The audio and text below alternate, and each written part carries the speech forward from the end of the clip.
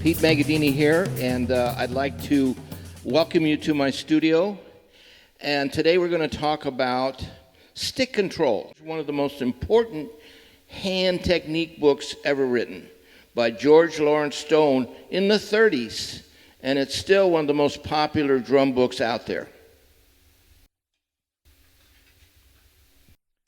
Here's what it looks like.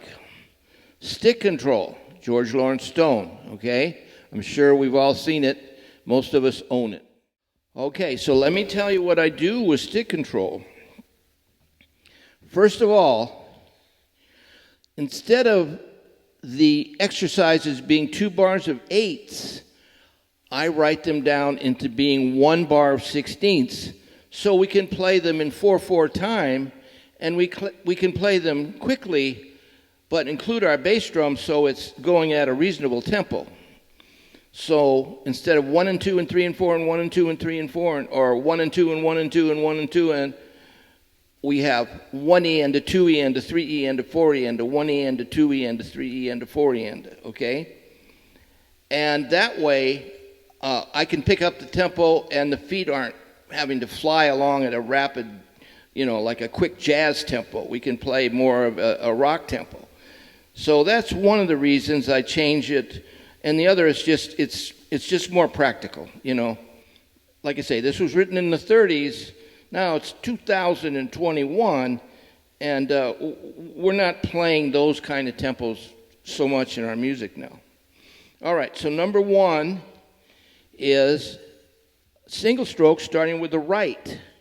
Number 2, single stroke starting with the left, but I include the bass drum, because the mind needs to understand when the right or your strong hand is in the lead, and then when your weak hand is in the lead.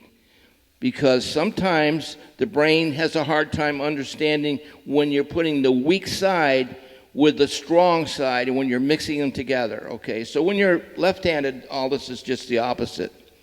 Anyway, I'll play it for you. Notice that I'm playing the sticks at a very comfortable high level. High meaning I'm bringing the sticks up as far as I can off the drum head. You can always play less. So I always have my students to play maximum, and then it's easy to take away from maximum. So it's harder to add to maximum. So we start with maximum and we work backwards if we need to play softer. Anyway, here this goes. Number 1, number 2.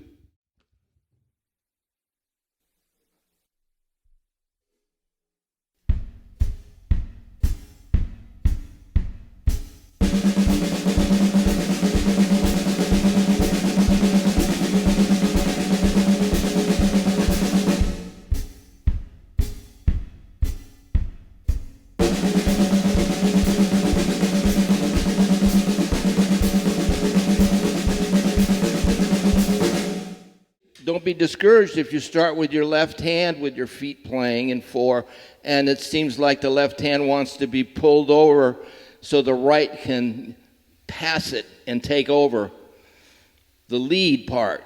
That's a common thing, and we have to break that. The mind has to understand that sometimes it's going to be the strong hand leading, but other times it's going to be the weaker hand leading. So we have to train ourselves to do that. Same with the doubles.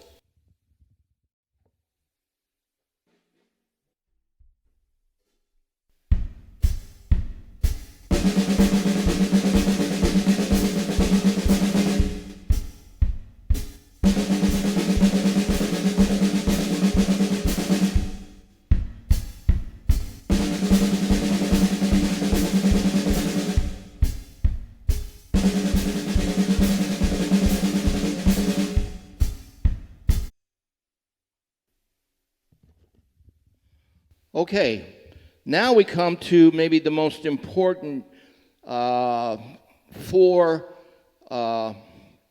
exercises on the page, on page 5, and those are the paradiddle and the paradiddle combinations, 5, 6, 7, and 8.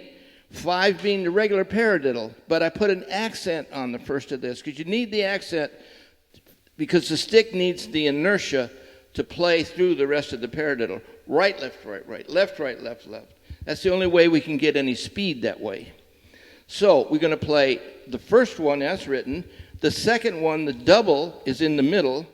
The third one, the double's at the beginning. And the last one, number 8, the double's at the end. We're always accenting the first beat.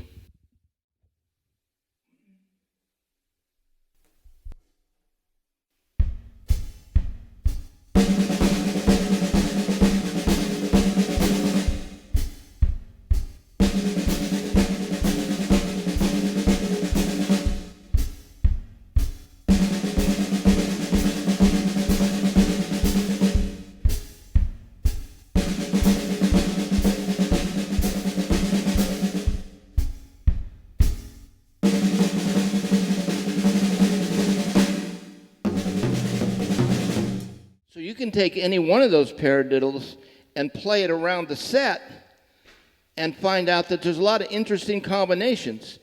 I like the second one, right, left, right, right, left.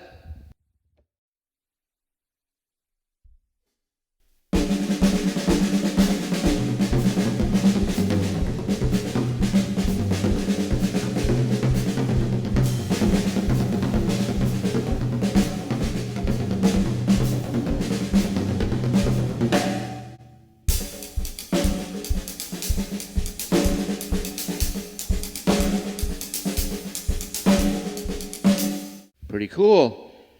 Yeah, there's a lot of treasure in these double and single combination rudiments when they're put together. So, when you get on one, stay on it for a while and experiment around the set. And, when you start hearing something you like, then just stick with it. Go with it. See where it takes you. Because that's how you're going to develop your own style, and that's how you're going to wring out as much value from each one of these lines of exercises as you possibly can. And it'll make you a much better, not only technical drummer, but creative drummer at the same time. And, that's what I think we're all looking for. All right, thanks. I'll see you on my next one. I'm going to do a few of these, so I'll see you on number 2 whenever that comes up.